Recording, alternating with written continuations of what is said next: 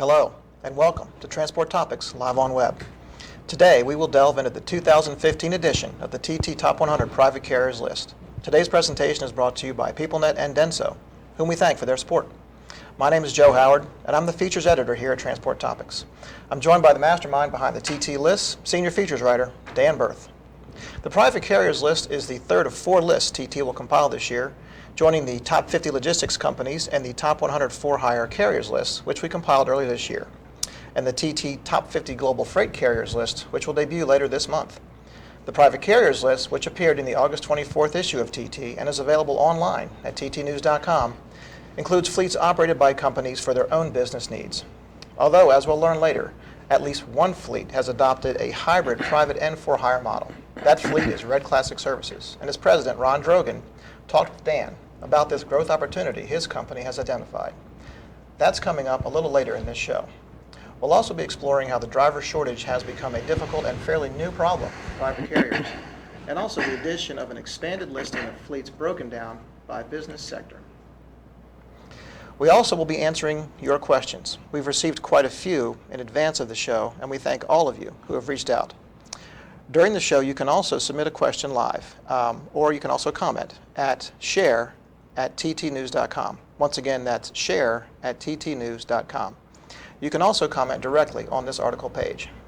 Dan, that's a lot of ground to cover. Perhaps you could kick us off with some discussion of the changes to the list, including the addition of those sector lists. Yes, thank you, Joe. Our presentation this year is a little different. We're including a ranking of private carriers by sector. And what this does is it allows you to see more clearly how fleets compare with each other in their peer groups. So, pardon me. So this is kind of the heart of the private fleet market, and we've identified 12 different sectors, which are food service, grocery, beverage, agriculture and food processing, petroleum and chemical, wholesale and retail, industrial gases, paper and office products, building materials, equipment rental, manufacturing, and waste management. Now, each of these sectors has a little different dynamic, but one thing that many of them share is a trend towards consolidation. And we see this most clearly in the food service sector, where Cisco Corporation tried unsuccessfully this year to merge with its largest rival, which is U.S. Foods. The two companies are ranked number 1 and number 2 in the food service sector, and number 2 and number 6 overall on the top 100 list. Well, as we know, the deal was not completed in part because of opposition from the Department of Justice, which claimed that a merger would hurt competition and lead to higher prices for restaurants, hotels, and other institutions that buy food and other supplies from these food service companies. And if you look at the ranking of fleets in the food service sector, you maybe can see why regulators were a little concerned.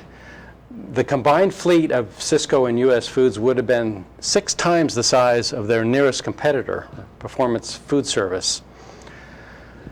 Of course, if you want to see what true domination looks like, I suggest you look at the wholesale and retail distribution sector list. There you'll find Walmart Transportation, which has a fleet of more than 6,200 tractors. And that compares with 754 tractors reported by the second largest fleet in that sector, right, which is a fleet that serves Walgreens stores. So quite a dramatic difference. In the grocery sector, we've also seen significant consolidation in recent years, with the merger of Safeway and Albertsons occurring this past year. Kroger, a company buying Harris Teeter supermarkets in 2014. And another blockbuster deal has just concluded between Delhaize Group in Belgium and Royal Ahold in the Netherlands. Both of these companies operate supermarket chains in the United States, mostly along the eastern coast. And Delhaize you'll see ranked number 4 in the grocery sector, and Ahold number 11. An interesting footnote, Joe, to this story about Ahold is that when we put together the very first ranking of the top 100 private carriers list in 2002, I guess, Ahold ranked number 1, which this was a big surprise to me and maybe some other people. But at the time, Ahold owned a company called U.S. Food Service, which had later spun off to an investor group for more than $7 billion. And that company became what is today U.S. Foods, right? Another item of trivia is that Walmart at that time also owned a food service company called McLane, which it sold to Berkshire Hathaway for $1.5 billion in 2003. Of course, Walmart is today ranked number 3 on the top 100, and McLane is number 9. So historically, grocery and food service have had a lot to do with this list. Yes. Then as now, but they're not the only ones. There's a lot of activity going on in other sectors. Yeah, indeed. In fact, this consolidation trend is affecting a number of other industries, and probably the principal one is petroleum and chemicals, because low gas prices has forced companies to do what they can to reduce expenses. So Halliburton is ranked number 5 in this sector. It is proposing to merge with Baker Hughes, which is also highly ranked in the sector. In the building materials sector as well, this came as a little bit of a surprise to me, but the combination of Builders First Source and ProBuild Holdings created a new company that ranks number 1 in this sector and number 35 overall with almost 1,000 tractors. So it's a huge fleet. So we've got a lot going on with mergers and acquisitions, certainly within sectors, but what can you tell us about what's new with the overall list this year? Yeah, I can tell you that PepsiCo ranks number 1 again, same as last year. Cisco and Walmart ranked number 2 and 3. Coca-Cola Company comes in at number 4 this year. What's interesting about the rankings of Pepsi and Coke for me is that although they're still large, they are quite a bit smaller than they were a year ago. And this is a result of some restructuring that both companies have undertaken over the past year. They both bought very large independent bottling companies in recent years, and they've been working to kind of rationalize their fleet since.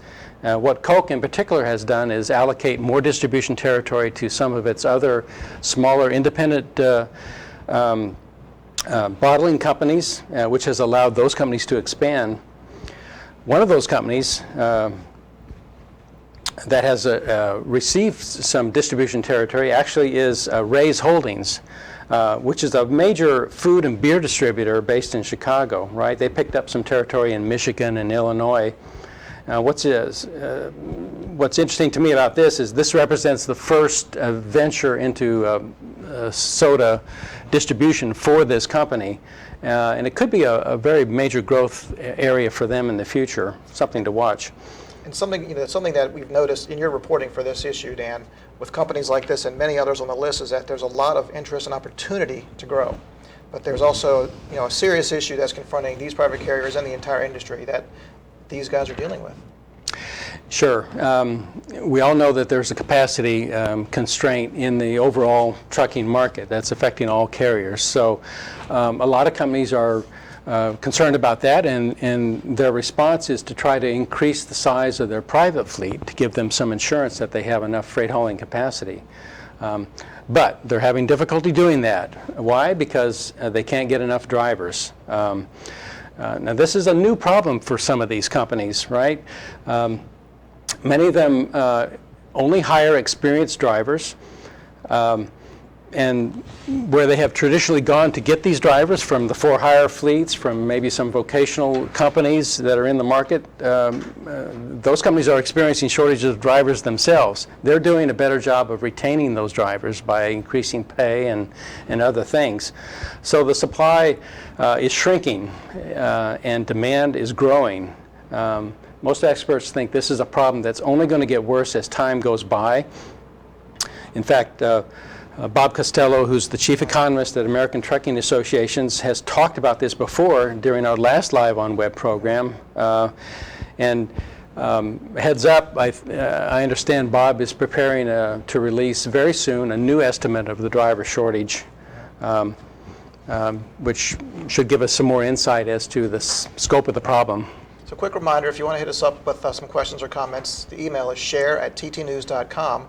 Or again, you can comment directly on this article page. But Dan, getting back to that question about finding drivers, what are some of these companies doing? They've got some creative ideas. What are they doing to find these drivers?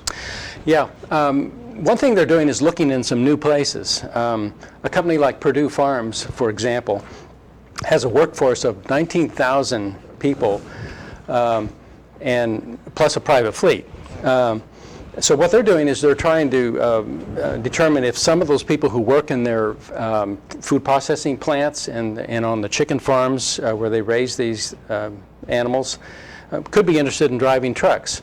Other companies are increasing their recruiting efforts using social media and internet advertising to find people. We talked with Brian Farrell at Sentinel Transportation in Delaware. This is a fleet that hauls chemicals for DuPont and Phillips 66. He's making a point of going to more job fairs in local communities in an effort to keep up with demand for drivers. Another fleet, Dot Transportation, which is a food redistribution company, is offering to pay for training at local schools. We spoke with Chris Seberg, who is the fleet director at Keehee Distributors in Illinois. He's had great success, he says, in convincing personnel who work in his warehouse to become drivers. In fact, he calls this program Shifting Gears. And if you don't mind, I'd like to relate a little bit about what Chris told me about this program. He said, quote, "We take the best qualified warehouse associates who have a clean personal driving record and a great work record, and we pay them to attend a 6-week CDL training program through a third party. And that's followed by a 6 to 8 week program for on-the-job finishing in which these people are paid." This is a pilot program that Chris has been experimenting with over the past year, and he says this has resulted in a number of benefits for his company, including a younger average age for drivers and increased job satisfaction from the warehouse workers who see driving as an opportunity to make more money and to advance their careers. So the success rate for people who are moving from warehousing to trucking jobs he says, is well over 65%. And that's remarkable given the turnover rates that we typically see in trucking for new drivers. It's very high. So this is a very good program. It's interesting that it's great to see that program like this having so much success, but as we mentioned at the top, it's also a fairly new problem for a lot of these private carriers. There's always been a lot of loyalty, and once they get these guys in these jobs, they tend to stay. But yet all of a sudden they're facing these same challenges. So why hasn't it been an issue for these guys in years past?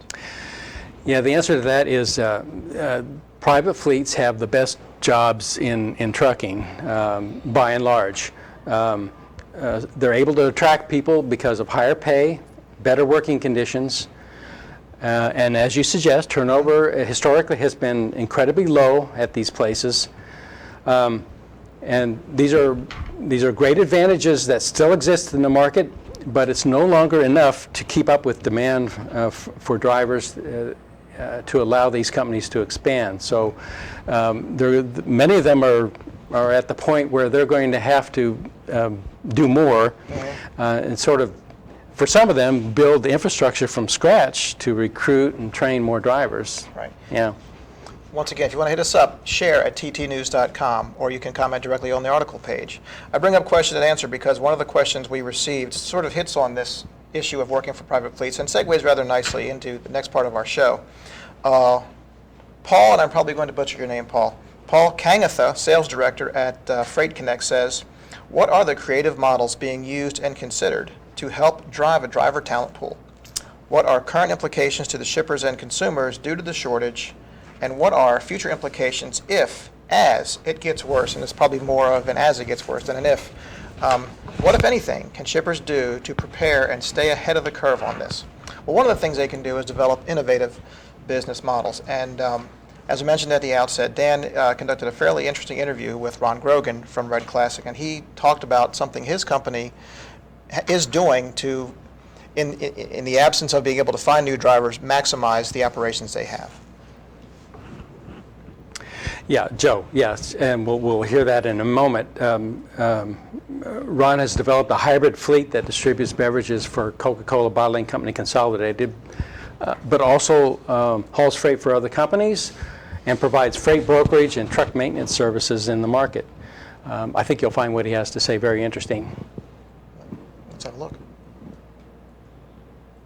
We're speaking with Ron Drogan at Red Classic Incorporated, which is the private fleet of Coca-Cola Bottling Company Consolidated. Ron, thank you for joining us today. The first question to you would be to help us understand what is Red Classic and what exactly does it do for Coca-Cola Bottling? Well, first of all, I appreciate you taking the time to have a conversation with us today. Red Classic is actually a hybrid of a private fleet and a for-hire fleet. Red Classic provides internal services to Coca-Cola Consolidated, but taking it back a little bit, a couple of years, Red Classic was actually a private fleet, a function of Coke Consolidated, delivering products to the big box stores for Coca-Cola and other aspects of the Coca-Cola network. And then someone realized that we have a lot of trucks on the street. Why don't we create a for-hire carrier that can not only provide services internal to the Coca-Cola network, but also provide services outside of Coca-Cola. So we're actually a portfolio of companies. We are a asset-based transportation company. We're an owner-operator-based transportation company. We're a direct store delivery transportation company, which is taking pedal runs to the big box stores, but we're also a maintenance company and a large freight brokerage company. So we, at the outset of what Coca-Cola Consolidated started from a private fleet, has transpired into a portfolio of transportation companies that operate in the commercial arena, providing services not only to beverage companies, but also to other companies outside of the Coca-Cola arena. Yeah, that's very interesting to hear. You have a background in for-hire transportation, if I recall correctly. Could you talk a little about the benefits that this organization has accrued to Coke Bottling? Well, yeah, the benefits are multiple. It's one, you provide transportation services internal to the parent company, which is Coke Consolidated, as well as Coke Consolidated is part of a broader portfolio of Coca-Cola companies providing services for the Coke network. What you do is you align the infrastructure of the Coke network without other customers in addition to the Coke network, and you leverage backhaul freight. You lower your overall operating costs, not only for Coca-Cola, but for your customers that you're bringing into the Coke portfolio. So you analyze your freight network and say, what customers in the interior of that brokerage network or that freight network can I align ourselves to provide services not only for Coca-Cola and reduce operating costs, but I can also align ourselves with other customers outside the Coke network, put those two together, and have an optimal freight cost perspective. So we provide a multitude of benefits to the parent company, lower operating costs, but the customers outside the Coke network, we also provide lower operating costs by aligning the two. But we also, quite frankly, have capabilities beyond just the Coke network. We have freight brokerage business and over-the-road asset business, over-the-road OTR, owner-operator business that has nothing to do with the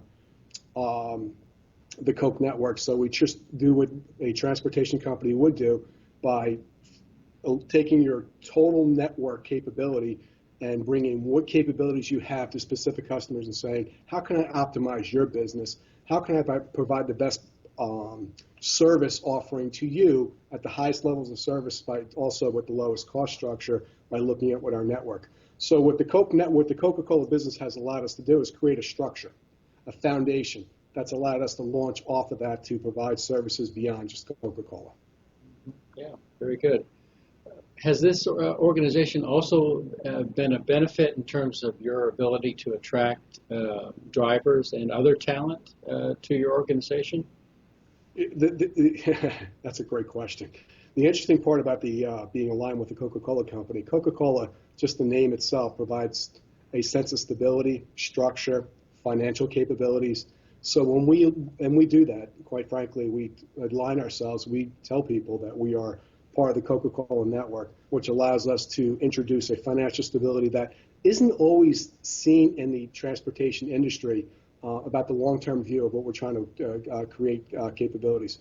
I mean, have a Coke and a smile. How could you beat that? So we do have the capability, and quite frankly, we pay a little more to our drivers. We pay a little more, and we're focused on the quality of life aspect for our drivers.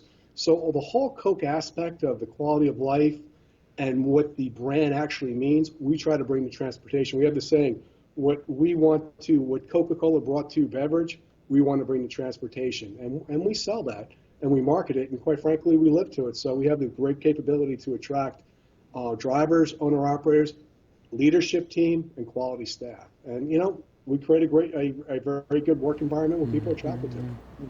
Yeah. All right, Dan, that was a great interview. Thank you for doing that. Ron, thank you for participating. That's some pretty interesting stuff, and I'm happy to say that while we took that little break to listen to the interview, we got a live question from Ed Reardon. Ed, thanks for reaching out. Ed asks thoughts about lease labor to ease the driver shortage. What do we think about that? Actually, I think the potential for using driver leasing companies is quite large, because it takes a lot of effort to find drivers, to qualify them, to train them properly for these jobs, especially for private fleets, which require more experienced drivers, and their job entails more than driving. So they need customer relations skills, they need technical knowledge about some of the dangerous materials that they might be handling, if you're hauling petroleum especially, for example. So I think we will see more outsourcing of driver recruiting and training services. In fact, one of the major players in this market is called Transforce, and we've reported on this company. It recently it's been buying up local leasing companies all over the country. I think it is the largest now in the country. It got bought itself by an investment firm, and I think we saw that because investors see potential here for providing a service that will help the industry do its job. Yeah. Yeah, and the private carrier industry is interesting in that, as you noted in your reporting, some companies maintain fleets and some companies do not.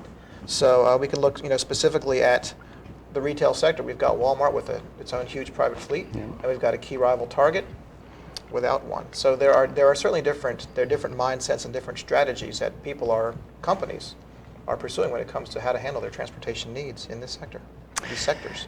Exactly, and this question of whether you have a fleet or not has been around forever, right? And the more difficult it is to run a trucking company, either because of the equipment's expensive or you can't find enough drivers, that's just one more thing that makes it a difficult decision for companies to maintain a fleet.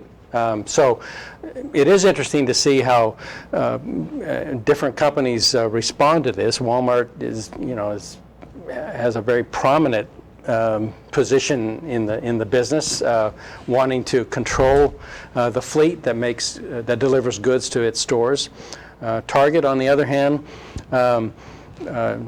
outsources virtually all of this, but as we reported in this in our coverage this year, they do maintain a very small fleet in Indianapolis, and part of the reason for doing that is to maintain a check on what the for-hire market is up to give them some experience with running trucks, so that they're in a better position to negotiate with carriers. So. If you were asking me if we're going to see more outsourcing or less in the future, I don't have a real good answer for that, because I think we're going to see both trends continue, and both the for-hire and the private fleet market are going to be constrained in terms of capacity. I think people will have to start looking at other options for hauling their freight. Getting more efficiency out of their existing fleet is one way to do that, for example, because it will be, going forward, difficult to expand both for-hire and private. You know, on the notion of Target maintaining that small fleet is kind of a check. I thought that was really interesting when I first read your story, and I thought to myself, is this really an effective, accurate, useful measure? I mean, do you think that that's enough? Do you think that when you look at the scale of that company and the scale of their transportation needs, and they're just, I can't recall how many trucks it is, but I don't think it's representative of what they need. Do you think that's enough? Do you think that's really valuable? And should more fleets be doing something like that?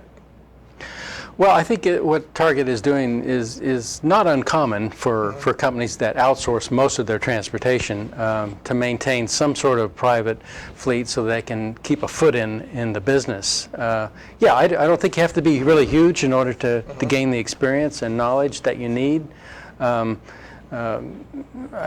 think Target is satisfied that they're getting some value out of that.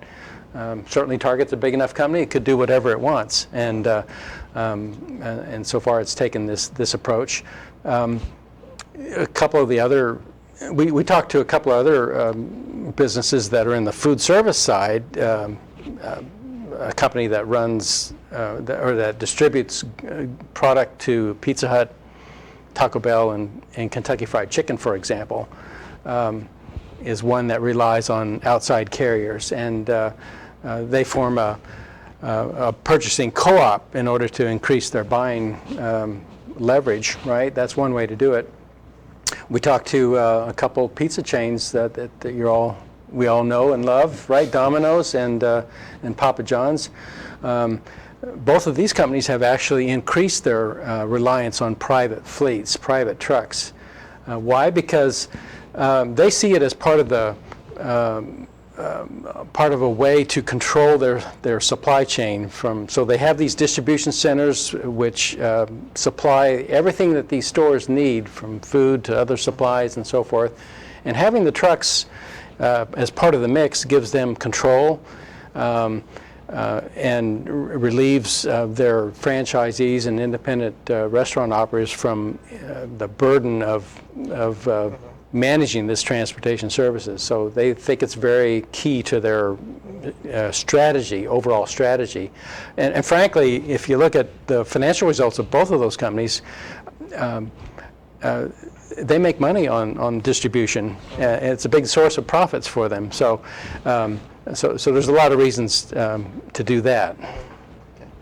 And the furniture sector has been pretty active these days as well. Furniture is an interesting example of maybe what we're talking about here. That one of the biggest furniture manufacturers is Ashley Furniture in Wisconsin. Now, they've had a private fleet for years. They've continued to grow it over the years, and what they've done recently is added intermodal transportation to the mix. So they're definitely committed to staying in the transportation business, but they're looking for alternatives to having trucks on the road, right? So intermodal is an option for them. Another company called Bassett Furniture Industries in Virginia actually bought full ownership of a trucking company called Zenith, which they had a minority share in. And owning this company gives them the ability to do home delivery. It gives them access to warehouses where they can store inventory more easily. That's an advantage that they see. There's a new company listed this year for the first time, excuse me, called SE Independent Delivery Service. And it's the company that delivers furniture for Rooms to Go, which is a major retailer. Unlike most private fleets, this company uses independent owner-operators to drive the trucks and deliver the goods. Most private fleets have employee drivers, but the use of owner-operators is something, it could be a sign of things to come, Joe, and because it is also another way of recruiting drivers. Where it may be difficult to get someone to come to work for you as an employee, if you can offer them the opportunity to run their own business, have their own truck, that appeals to a certain sector of drivers that has been untapped by these type of fleets before. So I think that's something, you know, we should watch very carefully. In fact, there's another company also listed on the top 100 this year for the first time called C&S Wholesale Grocers in New Hampshire. And this is a major food wholesaler that has historically used owner-operators to drive its trucks. It's listed, as I said, for the first time this year, in part because it took over a fleet operated by Bilo Holdings, which was a supermarket chain in the South.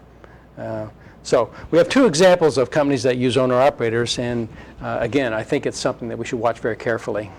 Yeah, and one of the things that I found interesting in reading your reporting is that, as we mentioned a minute ago, even though that these are highly sought after jobs, there's so much difficulty in finding them. Trucking companies historically have tried to make these jobs look cool and bring people in sort of by casting a light around. This is something aspirational. This is something fun. This is something you want to do. Drive a truck for us, for this company.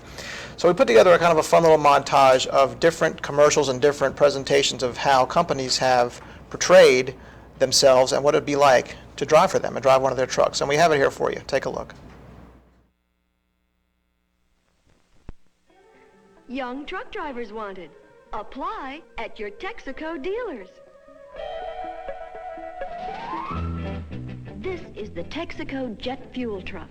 Children love the way it looks, the way it rides, the way it steers at the touch of a hand, like no toy they've ever seen before. From the early days of television, brands have attached a coolness factor to trucking. The Texaco jet fuel truck. It costs $5.98 and compares to toys costing much, much more. You'll find it only at your Texaco dealers. Get one soon. And remember, trust your car to the man with the star for products you can trust. The Texaco Star. TV commercials have evolved from spotlighting the man with the star to Hollywood's biggest stars, including action star Jean-Claude Van Damme in this Volvo ad that has been viewed 80 million times on YouTube. Now I stand here before you. What you see is a body crafted to perfection. A pair of legs engineered to defy the laws of physics. And a mindset to master the most epic of splits.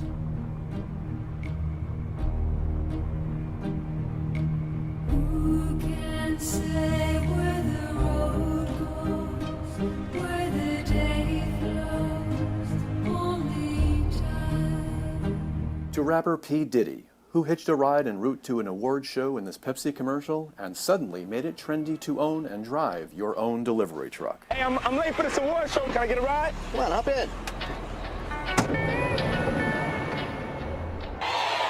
I tell you, Carson, the excitement here is tremendous. Look at that.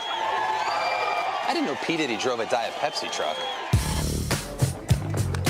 I drive this truck for the weeknights, and I save that one for the weekends. Don't scratch it. Whether they featured the trucks themselves or the men and women who drove them, advertisers have long seen an opportunity to market their products by connecting viewers to the vehicles and drivers they see alongside them on the highways. You lost? I just thought I would drive. Please. I'll drive. I'm a 4-time Cup champion. Why wouldn't I drive? Because a 5-time Big Rig Delivery Driver of the Year doesn't ride shotgun. But I have over 80 career victories. I've delivered over 1 million cases of Pepsi Max. 200 miles per hour every weekend. 0 speeding tickets. Ever. And didn't I just see you crash a couple weeks ago? Hey man, that's racing. It happens. Not on my watch. Oh no, I got it. Really. You solved it? Yes. Left turn coming up here. Of course. Left. I've had a lot of success turning left. My songs are sweet, forest green or winding. But when it comes to addressing the driver shortage, the marketing message has to move beyond coolness and target the quality of life aspect, as seen in this Wells Fargo commercial that has been viewed more than 1.6 million times on YouTube. Bring me slowly back. I missed you. Did you bring new ones? You work hard for more than just you. You went to Montana. I did. I went to Montana. Working together, we'll help you save for her future geology degree. Wells Fargo. Together we'll go far. Those videos are a lot of fun. Personally, I could use one of those Diet Pepsi trucks in some of this DC area traffic, but I'm probably not going to get one. But one of the questions, or not one of the questions, but the question we received more than anything leading into this show was about finding drivers, as we've covered. And somebody who knows a lot about it and somebody who can help us answer some of the questions is our editorial director, Neil Abt, who has kindly joined us for this segment. Thank you, Neil, for being here.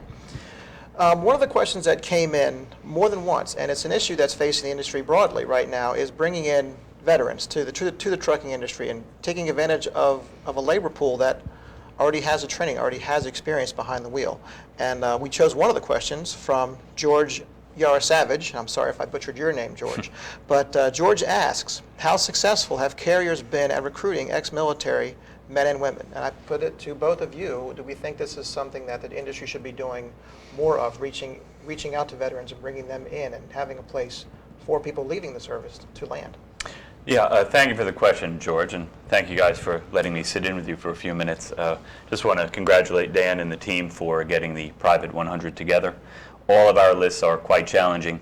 The Private 100, when you get into that corporate world, can bring on some additional unique challenges, which we've learned with Dan's help to overcome, so I want to congratulate Dan. I also very quickly want to mention that Joe Howard is going to be leaving TT soon. He's going to be taking a position with American Trucking Associations with some of their councils to beef up some of that coverage.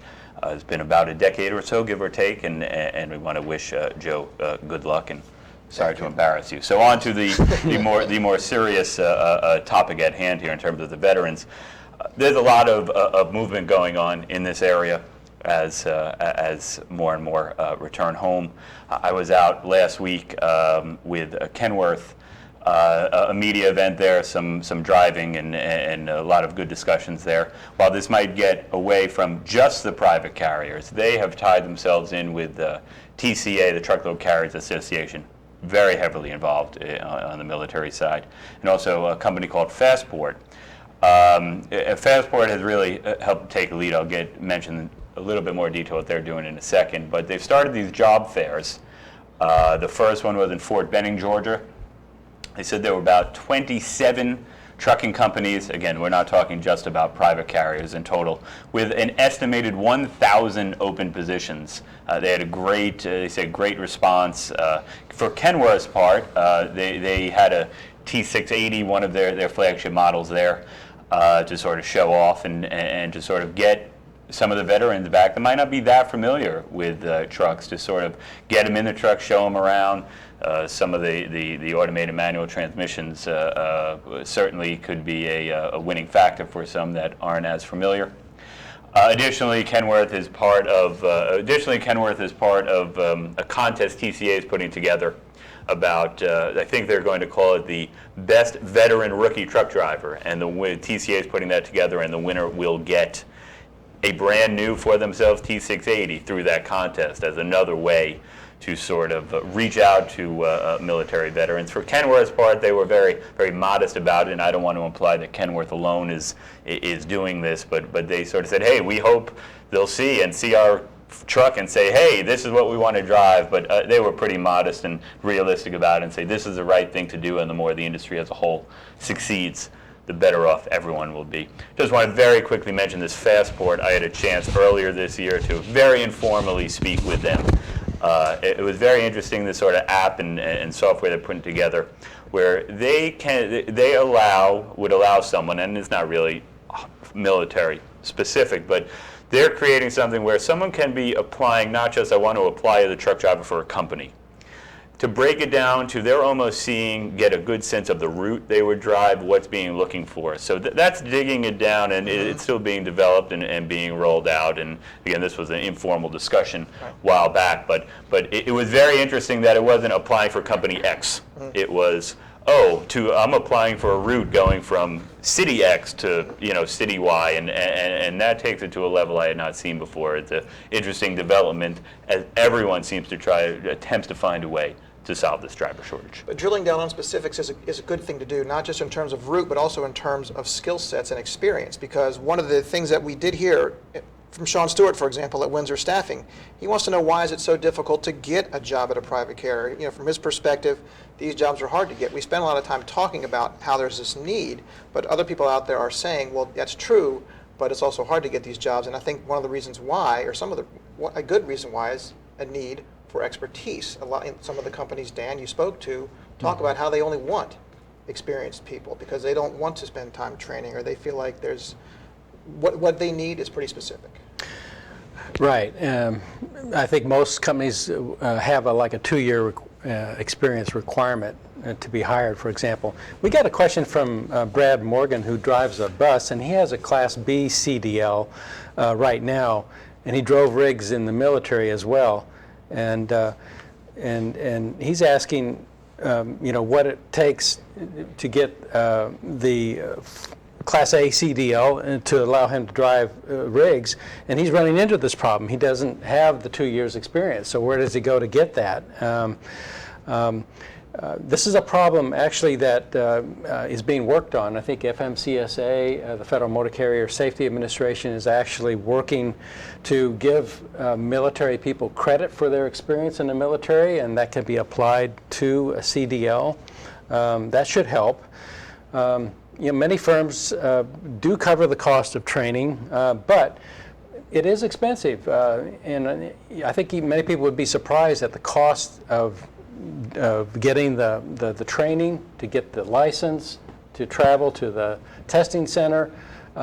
This is a major expense for a lot of people who may not have a lot of resources in order to get them involved with the industry. So I think companies are going to have to look at that and maybe extend some financial aid to individuals. I know ATA at their annual conference next month, they're going to have General Stanley McChrystal speaking. There are a number of educational or other sessions there where this is going to be a hot topic, if you will, there. I've seen McChrystal speak on some late night talk shows and some of the cable news programs, speaking maybe a bit more in the general business sense on these larger programs and drilling down into trucking. But he had some interesting things to say, so that's another opportunity for people interested in finding these drivers. Dan, if you don't mind, I want to come back to something you referenced earlier when I was listening off camera. You just mentioned again now about experienced drivers, about the private fleets seeking only experienced drivers, and that's maybe one of the reasons over the years they haven't had the shortage problems. Maybe the pay has been a little better, all of these reasons, and now it's starting to trickle down. I guess it's a two-part. One, is it still one of the reasons on the experienced drivers? Well, all fleets want to be safe. I mean, that's a given, that there is this larger image at play for a retailer, some that you mentioned, I'm not going to single out any, that what happens on the road could have a direct impact at a retail store. And was that some of the thinking behind the need for experience only? And along with that, now that this driver shortage is finally trickling down to the private fleets, do you think that they're going to get to the point where they need to rethink that and say, maybe we have to move this merchandise, that we need to make sure we have the drivers, and have to relent a little bit on some of the longstanding policies that they have instituted? Yeah, I think we will see some change in that area. The drivers for private fleets are definitely brand ambassadors, and their responsibilities go well beyond driving in many respects. So as they attract more people who have less experience, I think this means that they're going to have to step up and provide more training, or at least more finishing training, on-the-job training for these guys. This is an expense, no doubt about it, but it's coming, and people are going to have to deal with it. Sure. Something else that's come up a lot is the possibility of maybe bringing down the legal age, the minimum age requirement for a driver. Is this something that we think will take hold more heading forward? An 18-year-old tractor-trailer driver out there? Well, sure. If you're asking me, I think the idea of lowering the minimum age to drive trucks interstate is long overdue. It is legal for younger people to drive trucks intrastate, and to me it's only logical that these drivers be allowed to cross state lines, especially in areas where you can cross several state lines in a very relatively short distance. I think, Joe, what's been missing from the debate on this issue so far is any real data on safety of these intrastate drivers that are over 18 but under 21, right? I think once you get some information about their track record, I think that will provide the assurance that everyone's looking for, that these guys can operate safely. I don't think you'll see these guys get behind the wheel and drive by themselves. I think you'll see more of an apprenticeship approach where they'll work with experienced drivers to gain the experience. I think so. There'll be more oversight of these guys, which is good. Another thing that we're going to have to see, I think, is a change in the attitude of insurance companies over the risks that they perceive these younger drivers being. So if they can accommodate the younger driver without punishing companies with higher rates, then I think you'll see some movement in this area. I think Dan makes some really good points there. And just to clarify, this isn't just this again isn't just a private fleet issue. This is something moving through Congress. Congress is about to come back into session, and a lot's going to go on this fall. It's sort of nice to be talking more trucking today in some cases, and sometimes we talk about Congress. But this is going to be something more of a pilot program probably to start, assuming this passes and goes through, and this is going to be an industry-wide issue that companies, whether for hire, private, otherwise, will have to decide for themselves. I don't think anyone will hold it against a company if they make the decision to not go the 18-year-old to start because they feel they can get through without it. But Dan makes a good point, both in terms of the intrastate, the distances people can drive versus crossing state lines, and the question he raised about some safety statistics can be difficult to obtain, certainly, but I think Dan made a lot of good points of something that's going to affect not just private fleets, but the entire industry moving forward. Well, along those lines, throughout the entire industry, you could also hire older drivers. That's another question that came in. Mark Kalin says, how do you reach older people who might be seeking a second career as a truck driver? So now you have the opposite end of the spectrum. Mm-hmm. Yeah, Joe, as far as recruiting older people is concerned, I think this illustrates another important trend in the market, which is there's no longer a large homogeneous pool of prospective drivers out there.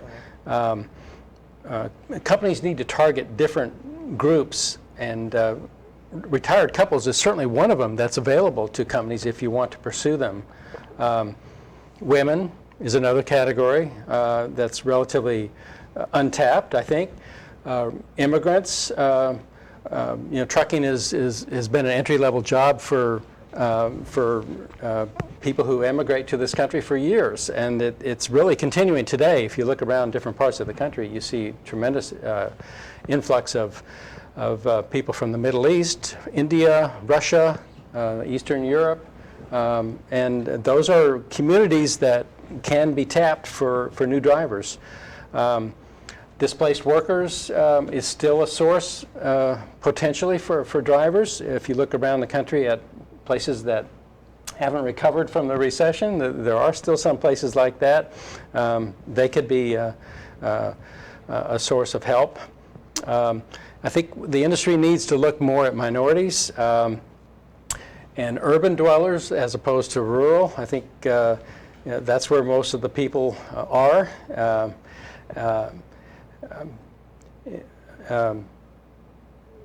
You hit almost every possible sector. One might be oil gas, where there was a time when the boom was going on where there was this push of, oh, we're losing a lot of drivers.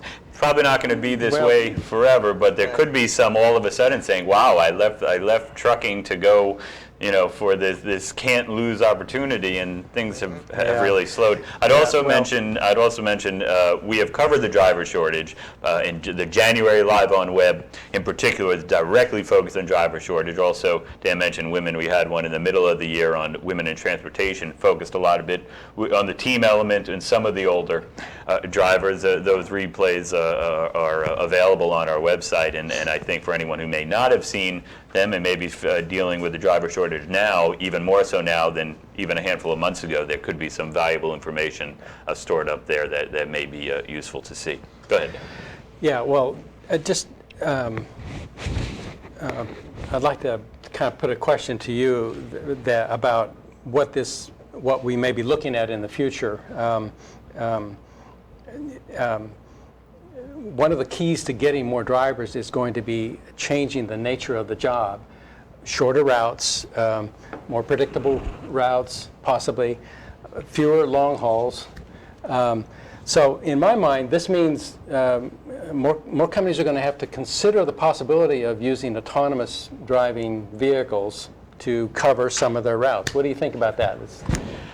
Boy, it depends on who you ask. I mean, let's have to state, as exciting as this autonomous and associated with that platooning, which may be a little bit closer to reality than some of the autonomous. Autonomous is not driverless. Everyone, as much as that gets overlooked, you still need that driver. But it is interesting to take a little of the stress off the job. This is still a ways away. If someone's looking to say all of a sudden they have a driver shortage, I don't think autonomous is going to be the short-term answer on how to get people in the seats, whether they're actively driving or not. At the same time, I do think that this exciting technology is part of the equation, maybe a bit more on the younger than maybe the older question, to at least get someone who may be starting middle school or high school this week or last week to sort of say, wow, this is really interesting stuff going on. And as this matures the next few years, to see where do I want to go, what career might I want to enter, that this may be a way. It's not a truck, it's not dirty, it's not a trade. This is a piece of technology. It's this mobile, exciting, technologically advanced office to maybe attract some of them into it as this stuff develops. I'll also mention Daimler trucks, they're not the only ones. They had a very high profile event we've talked about at the Hoover Dam earlier this year. They're licensed to test this autonomous, they call it the Freightliner Inspiration Truck, in the state of Nevada. They are planning a small media event during the month of September in Nevada. Now, I have no knowledge that this is exactly Inspiration Truck related, but they're going back to Nevada with a couple media people. We'll have someone from Transport Topics there. There's a chance that they may at least address the topic of autonomous trucks, maybe see how far it's come in a few months. I mean, this stuff is happening so quickly. So anyone interested, I would encourage them to check back with TT in the middle of September, because there may be a little bit more news on just how fast this stuff could become reality. And it's the kind of thing that nobody was thinking about 3 years ago, 5 years ago, and all of a sudden it's right here. Mm-hmm. So it's funny that a lot of these things, a lot of these challenges that companies are facing are things that they just weren't even worried about not that long ago. We've talked about it some, but Dan, you reached out to some of the leaders in the private sector, saying to them, in response to a question we received actually from Ralph Tentler, what's the most successful hiring practice you've initiated recently that you never would have considered a few years ago? And you you reached out to the industry to hear some answers on that. Yeah, I thought that would be a good question to put to other fleet managers, and we did get a few responses. And this will sound a little bit redundant, perhaps, because we've covered some of this ground already. But Paul Mergerdishin at DOT Foods wrote to say that he advertises differently, using more social media and internet advertising more than he's ever done before. Heard from John Wilson at Save-A-Lot Food Stores in St. Louis. He was one who said on a case-by-case, very selective basis, they're looking at drivers with less experience than they normally seek in terms of their applicants. Richard Evans, who works at Valley Proteins in Winchester, Virginia, said one thing that is new for them is the use of a third-party screening resource to evaluate candidates and move them through the pipeline. So this gets to my point earlier about using outside companies to help in the recruiting process. So those are some of the responses I got.